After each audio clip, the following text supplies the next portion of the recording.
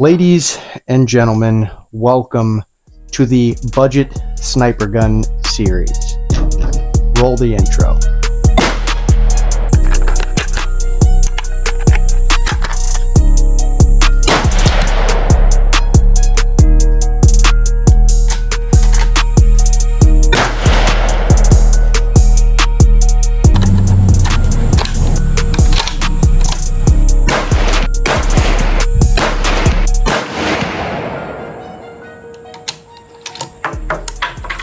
This is my buddy Hunter. This is his rifle. I'm going to let him walk you guys through what we put together here.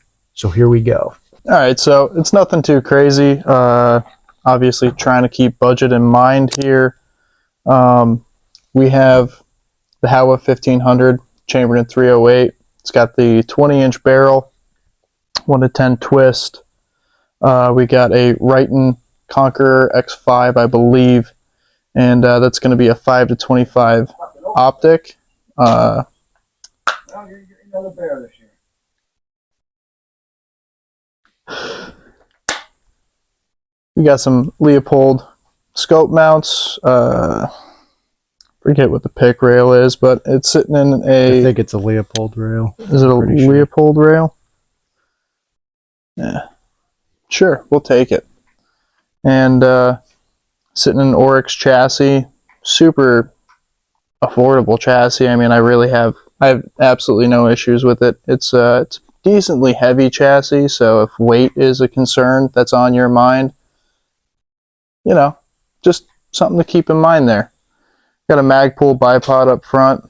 Nothing crazy. Again, I think I spent $80 on that bipod, so I mean, all in all, you're really into this gun for, I want to say, less than $2,500. Yeah. That'll reach out really as far as you need it to go. So it's a great gun. I've got a bunch of rounds through it. Really have no complaints here. You got anything else? I would say with the chassis, you have adjustable comb, adjustable length of pull. It has these little thumb rests on either side, so it's pretty ambidextrous. It is a right-handed chassis, but I know a lot of guys are shooting right-handed guns that are left-handed because you can eject the shell with your non-shooting hand, which is nice, but not for me. Other than that, it's a great package. Like he said, it shoots really well. We got to get a muzzle brake on here for him because this is definitely kicks like a mule. But yeah, let's get in the next portion of this. So all we're gonna do, we're gonna shoot a group at 100 yards here and just get an idea of what we can improve on this setup. We'll show you the target and we'll walk you through all of that. So let's get to it.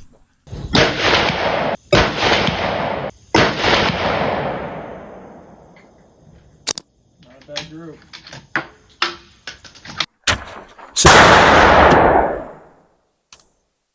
So the results of that group are right here. Not horrible. About an inch group. It is still kind of getting shot in. 308 barrels in particular take a little bit to get them shot in and fouled in, but it's not too bad. I think some things we can improve on are obviously muzzle brake, a suppressor. Either one of those is going to make a big difference in just how flat the gun shoots. Your follow through be a little bit better. Do you have anything to add? Maybe, you know, changing up the location of the scope just to help with the eye relief. Yeah. Just to, I mean, that's just tuning. That's just where that's going to come in. Tune the gun a little bit more for the shooter. More time on the gun. You know, that's kind of where it all comes down to. Obviously, suppressor, muzzle brake, whichever way you want to go. With this being a budget rifle, budget, you know, you really can't go wrong with a muzzle brake. Yeah. It's also hard to go wrong with a suppressor because not having ear pro, well, you're still going to have air pro. But it just makes it so much more pleasant to shoot It does. when you're shooting suppressed. Yeah, I mean, out the box, it's a pretty solid rifle. I have no complaints with it. I believe Howa does have the ability to adjust the trigger. It does, yeah. So maybe a little bit of tuning on the trigger. Other than that, I mean, the bolt on this thing is so smooth. Yeah, that's one thing I really like about it is even just how light that bolt lift is. Yeah. You're not pushing the gun out like off target, because every time, like on my Remingtons, I pull that, especially with the heavier fire control. Yeah. I will pull that bolt up and it wants to kick out of my shoulder. And I mean, this is specifically for this chassis setup and whatnot, but the ergonomics on the chassis allow you to kind of have a little bit of a thumb slot. I And noticed that too. that's pretty nice. It's pretty convenient, and it kind of keeps you a little bit more stable when firing. So, well, when putting in a new round, so it keeps you on target. Yeah, I would agree. Back to the trigger, like, I think it's really good for a factory trigger. I just think it's just a hair heavy. I did notice when I was dry firing it a little bit, it kind of just that there's no creep in it, but there's that little bit of play after it breaks and just that little movement. I can see that pulling you off target. It's something that's you can work through. It's really not anything crazy, but I think if you just adjust that down a hair, it's going to take a lot of that error out, a lot of the human error out, because that's what it's about, eliminating the amount of human error in the system itself. Yeah. And I think that would make a huge difference. Other than that, I agree with you. The chassis does help it a lot. I think Absolutely. that's what makes the gun is this chassis. Good barreled action, you know, how it right out of the box is, it's going to be accurate. But having that really good chassis is what's going to make the difference in how you shoot the gun and how the actual harmonics work. Like this, I've never seen one on a budget rifle that's this good. This does not touch the barrel anywhere, not even back here on the shoulder of the barrel where it goes into the action itself. It does not even make contact there. It is just, it's all recoil lug and action. Yep. There's no points of contact. You can also pick up these barreled actions pretty cheap online too. I think they're if like you don't like the $400. chassis. Yeah.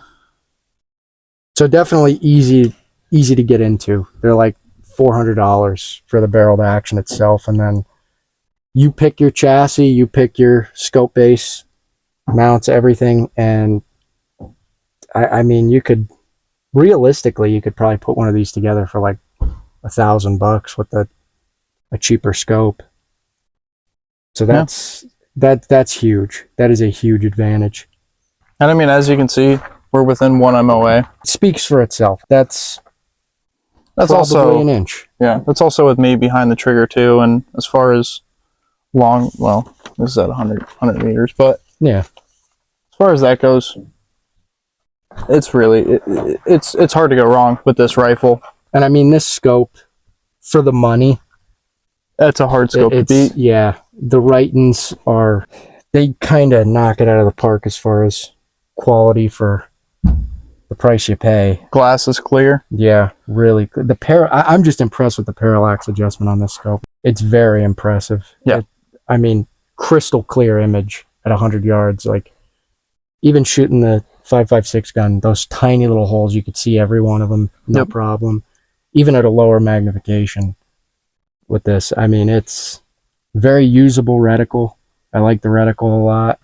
Eye relief's a little tight, but like, it's very easy to get behind. It's not anything that's should deter you, at least, from buying this optic. It's just, you got to play with your cheek riser and you got to play with where the optic is on the gun. But I mean, all in all, it's a great rifle. cheaper than a Remington. It, in my opinion, shoots as good. Triggers all there. Yeah. Better trigger than a factory Remington trigger. 150%. It's a much, much better trigger. Yeah. I mean, that's really about it.